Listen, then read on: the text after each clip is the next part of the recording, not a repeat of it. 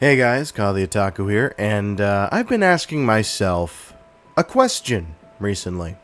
A question that I think all of us in the Elm Street community are asking ourselves as of this moment. That question being, why is it, when it comes to A Nightmare on Elm Street and physical media, that we, out of all the other horror communities, tend to get the most fucked?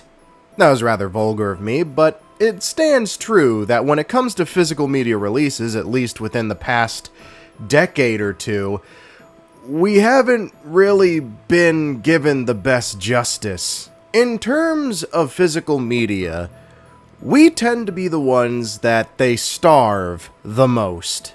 That is until about 2 months ago when we received word of a collector's edition 4K of the first Elm Street. All new 4K render, a whole bunch of collectible items only found in this set, for the low price of a PS5 game. Now I've already gone on record about my feelings on this release, and less than favorable is the polite way of putting it, but I also said that maybe, just maybe, there will be other releases, like a Walmart edition steelbook, cause that's what we seem to do now, since Best Buy decided to fuck off from physical media. And that's what we got. Recently, we got more news about 2 other Nightmare on Elm Street 4K releases. And then we saw pictures. Ooh, that doesn't look good. Now, for those of you who aren't Elm Street inclined, allow me to explain to you why this is not a good sign. You see, we in the Elm Street community have had a lot of trouble when it came to re-released and reused content. Mainly that's all we've had. In 1999, New Line Cinema Platinum Series released A Nightmare on Elm Street in a complete box set. From the first film up to Wes Craven's New Nightmare, this was Freddy's first venture into DVD. Then in 2006, Infinifilm released their set for A Nightmare on Elm Street, which included widescreen and a higher definition. The thing is, the discs were recycled from the other set. Same menus, same special features. Other than the widescreen and the digital remaster, there's nothing really else differentiating this from this. And it would be the Infinifilm versions of these films that essentially took over all Elm Street physical media for almost 2 decades. The 4 movie bargain bin sets? Infinifilm. The current Elm Street set that you can buy in a massive clamshell case like this? Infinifilm. We did get a Blu-ray set down the line, but the quality wasn't really that different from the standard DVD, almost like Infinifilm struck again. Now, I've been showing off this case for quite a hot minute now in this video, so I'm gonna ask you, the audience, do you spot the problem? They recycled an almost 20-year-old piece of box art for their 4K from a version of the movie that we're pretty much sick of at this point. You literally can't look at this 4K without thinking of this. And that's where the main problem comes from. We're so used to recycled content that we are completely starved of something new. And this is what you do?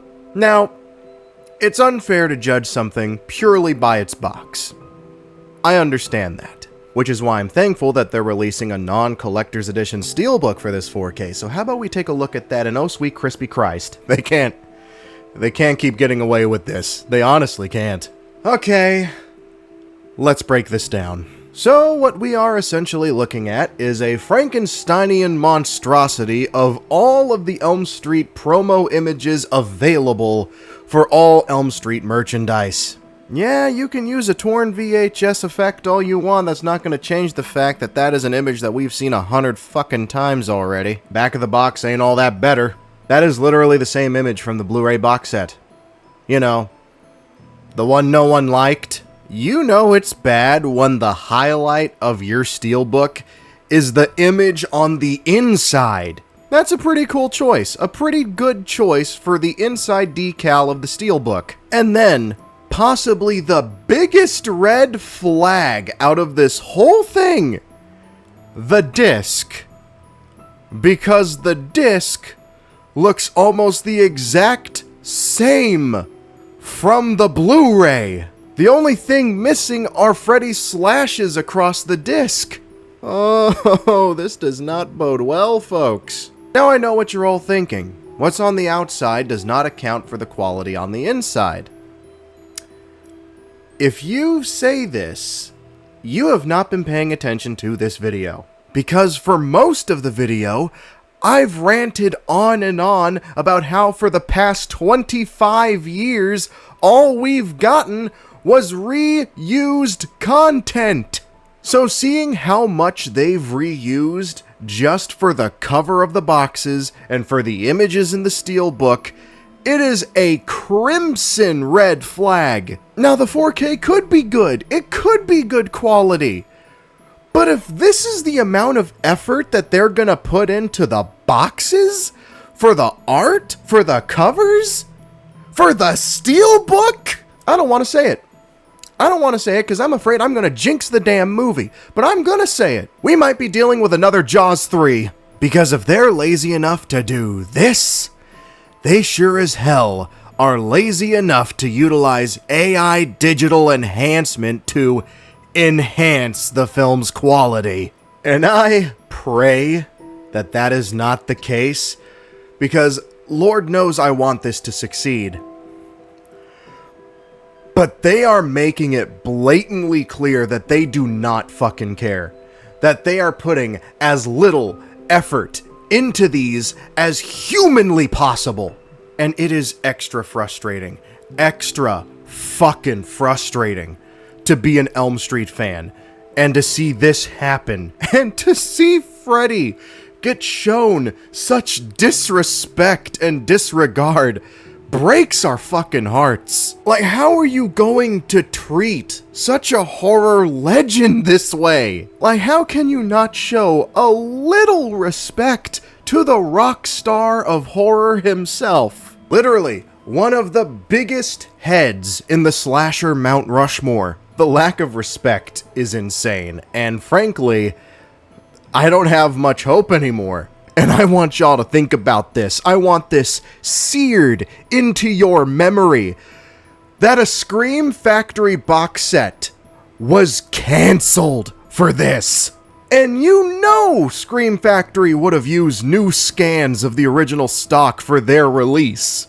And I know this because they've done it before. So believe me when I say I wish I had more optimism. I really do.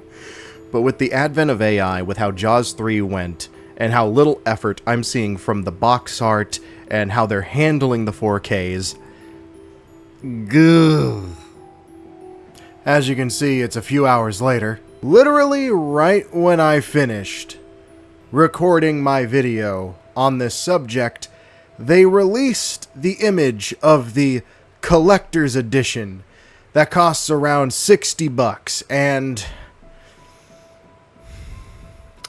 they couldn't even get that right. So this edition comes with a bunch of cards, a book, a double-sided poster. That stuff's cool, don't get me wrong. That stuff's pretty cool. My main issue with it is that it's the same steelbook. No differing art.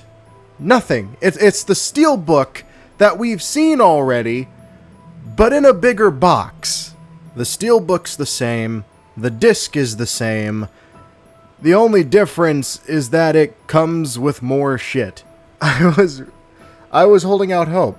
I was holding out hope, and that's on me. I was holding out hope when hope is clearly dead. If the standard 4K and the steelbook were them dashing my hopes against the rocks, this collector's edition is them going down the rocks to find my hopes and dreams' body, seeing that they're still alive, and then blowing their face off with a shotgun. Anyway, that has been my, essentially, rant on this new Elm Street Physical Media News, and, shit's looking rough, man. It is looking rough. So anyway, I'm Kyle the Otaku. Thank y'all so much for watching, and I hope to see you guys in the next one. I have an idea for a comic book video later on down the line covering the Creature from the Black Lagoon Lives comics that came out from Skybound. Keep an eye open for that, because I have a feeling that's going to be my next video. I'm really excited about it, so hope to see you guys in the next one. Later.